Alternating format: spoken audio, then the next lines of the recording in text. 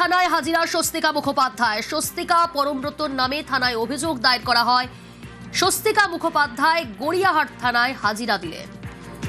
কি উঠে আসছে এই বিষয় আরো ডিটেল জানবো। রৌনক রয়েছে আমার সঙ্গে। রৌনক, স্বস্তিকা মুখোপাধ্যায় কখন পৌঁছলেন, তাই কি জিজ্ঞাসাবাদ করা হচ্ছে, কি জানা যাচ্ছে সব মিলিয়ে?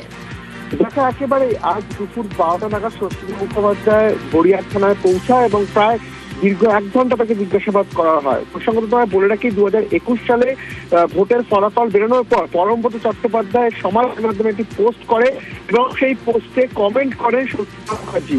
এবং যেটা জানা যায় যে সেই পোস্ট উস্কানিমূলক ছিল, সেই বিষয়টিকে কেন্দ্র করে গত 2 দিন আগে গড়িয়াহাট থানায় লিখিত অভিযোগ দায়ের করা হয় এবং সেই অভিযোগকে কেন্দ্র করে 2টি মামলা রুজু করে গড়িয়াহাট থানার পুলিশ। এবং সেই মামলার ক্ষেত্রে স্বস্তিকা মুখার্জি এবং পরমব্রত চট্টোপাধ্যায় দুজনকেই থানায় ডেকে জিজ্ঞাসাবাদের প্রয়োজন মনে করেন পুলিশের আধিকারিকরা এবং তাদেরকে আগামী 7 দিনের মধ্যে থানায় হাজিরা দেওয়ার নোটিশ পাঠানো হয়।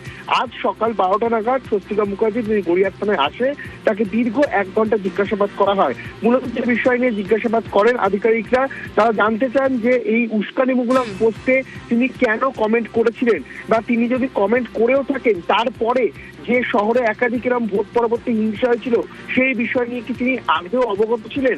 গোটা বিষয়টি কিন্তু তাদের সেই স্টেটমেন্ট রেকর্ড করা হয় এবং এখনো পর্যন্ত এই ঘটনায় পরমব্রত চট্টোপাধ্যায়কে নোটিশ পাঠানো হলেও তিনি কিন্তু এখনো পর্যন্ত থানায় হাজিরা দেননি।